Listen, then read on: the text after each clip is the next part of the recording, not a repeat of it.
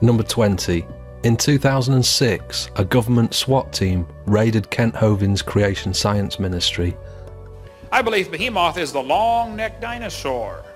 Now there are 13 different long-necked dinosaurs, okay? There's the brachiosaur, the apatosaur, the cetosaur. He's got the big seat, okay? There's the blondosaur.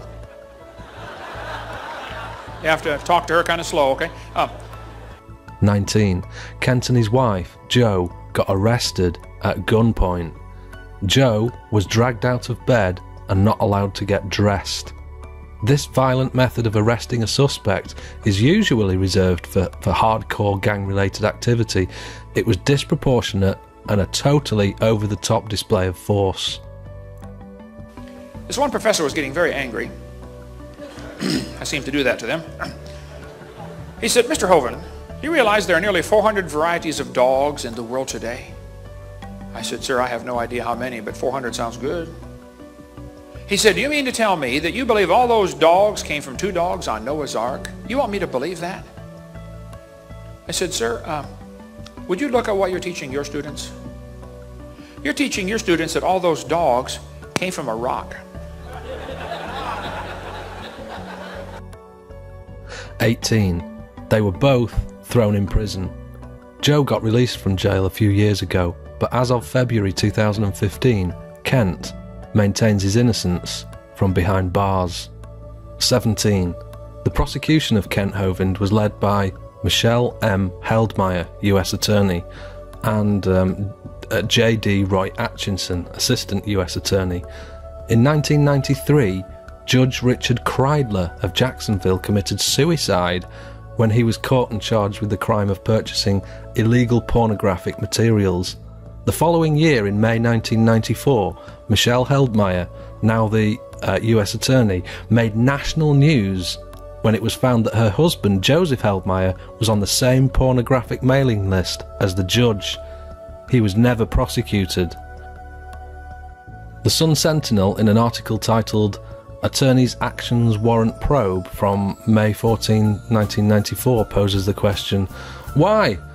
Was it because he's the husband of an assistant US attorney, Michelle Heldmeyer? Presumably.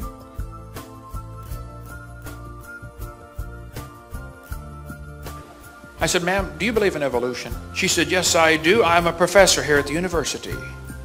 I said, "Well, ma'am, would you please tell me then where we came from?" She said, "We came from a macromolecule." I said, "And where did that come from?" She said, "From the oceans, from the prebiotic soup." I said, "And where did that come from?" She said, "It rained on the rocks for millions of years." You could see it was slowly dawning on her. You know, I do believe I come from a rock. Yes, ma'am, you do. 16. Just a few days after Kent Hovind's trial, the Assistant US Attorney, J.D. Roy Atchison here, was caught, arrested and jailed for attempting to rape a 5-year-old.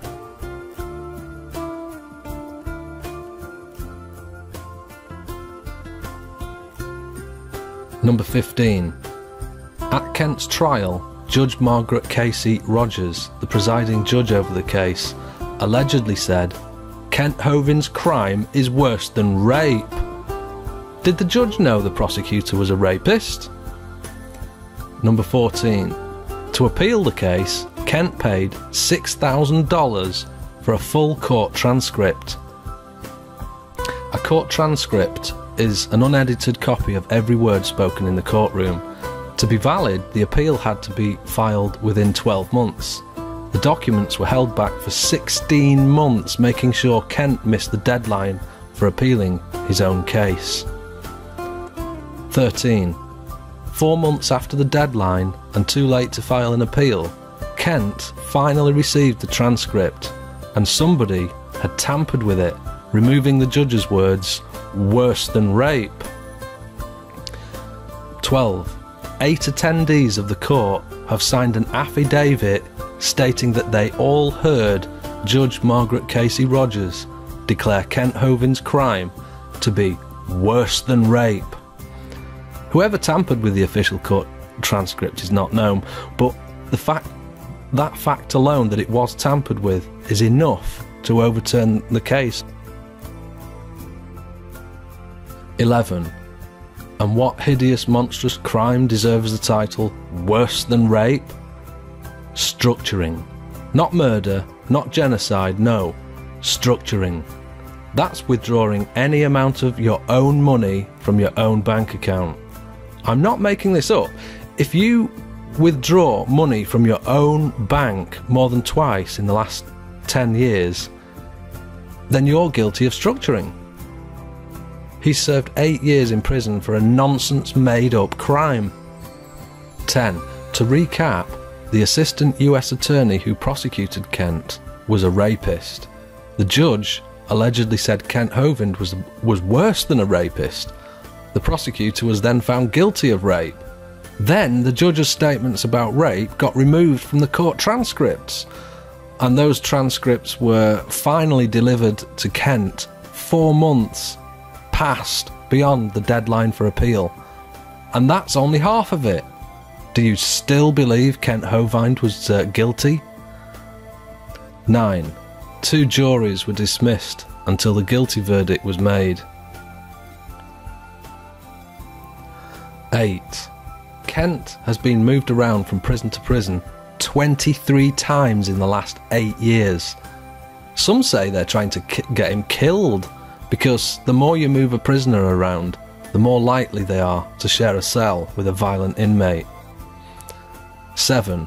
Allegedly, the IRS agent Scott Schneider seized over $42,000 from the Creation Ministry's safe, and then created a tax bill for the exact amount of money seized. 6. Judge Margaret Casey Rogers has a track record of handing out unjust and outrageous rulings against Bible believers.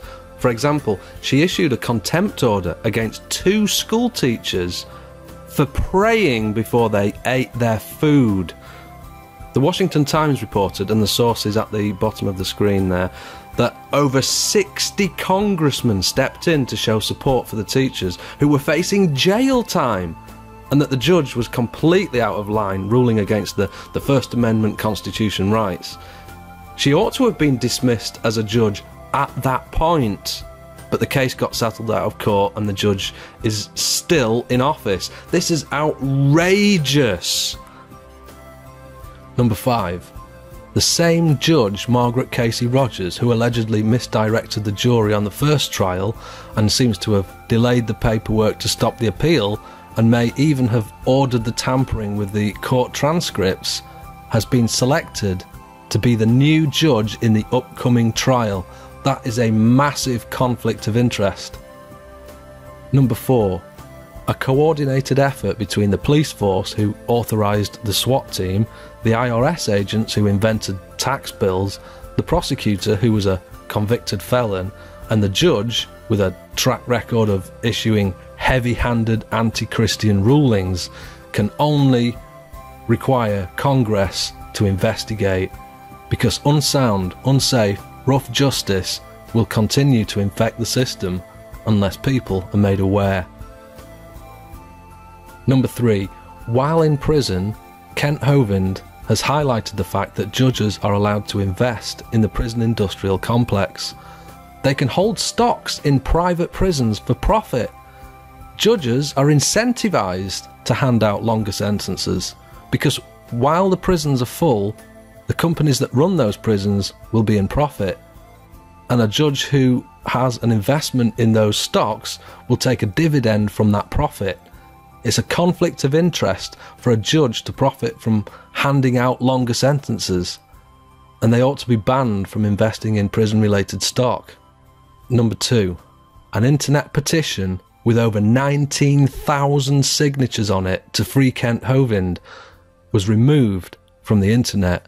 We know who has the petition, but he won't release it. A link to a new petition can be found below this video. So the number 1 mind-blowing thing that happened to Kent Hovind is that he now faces a further 100 years in prison. The new trial is set for February 9, 2015. The trial could be moved to March. And what crime has he committed that deserves that sort of lengthy sentence?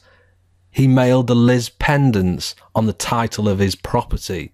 The government appears to be selling off all his assets, and his property is still in dispute. The Liz pendants informs any buyers that there's still legal dispute over the houses.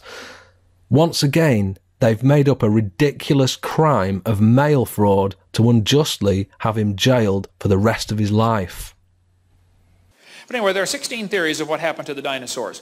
One theory says an asteroid struck the Yucatan Peninsula in Mexico and killed them 65 million years ago.